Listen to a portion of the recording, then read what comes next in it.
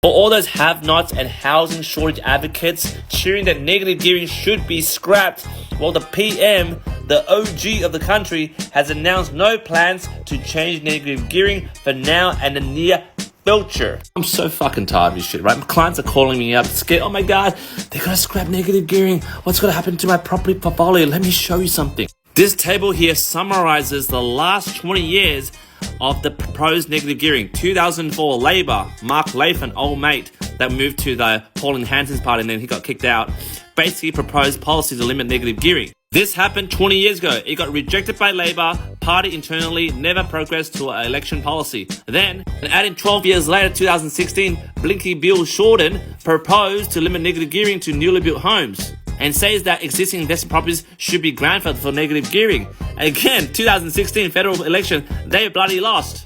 3 years later, Blinky Bill Shorten didn't learn his lesson, reintroduced the same policy from 2016, negative gearing only allowed for new investment homes. Again, due to this bloody shitty policy of canning negative gearing, they lost the election. Now in 2022, there was a very smart man called Anthony Albanese that entered into the election arena.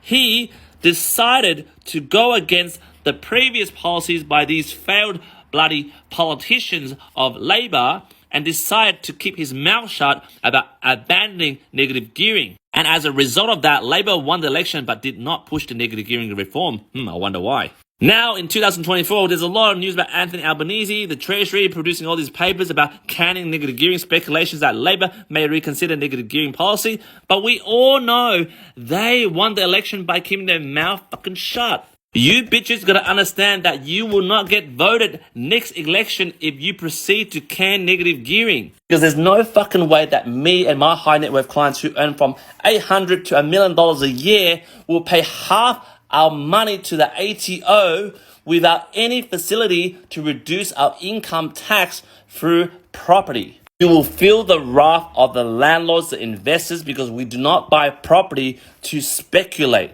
We buy property because all our money goes to the freaking tax man. If you take negative gearing away, which allows us to reduce our taxable income so our shit doesn't go all the way to the fucking waste, well, two things will happen.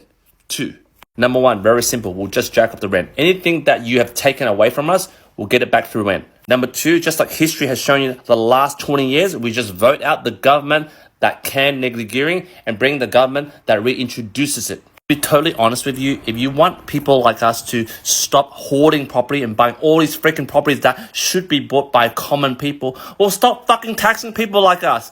We work hard, we reinvent. Why are we getting taxed more? Like, what the fuck? And so what if we earn more? Oh, you earn more, you should tax you more. Well, fuck you. That's a fucking dumb policy, isn't it? I work hard, blood, sweat, and brain cells to work this business, to earn my money. Why the fuck should you tax me more? So unfortunately for us people who earn more, because we don't want to get taxed more, well, too bad. We got to buy the properties to do negative gearing. That's it. And the Greens, the independent, they'll come and save the day in their white knight in shiny armor. You must be joking. This is the truth. Jump in the comments and let me know what you think.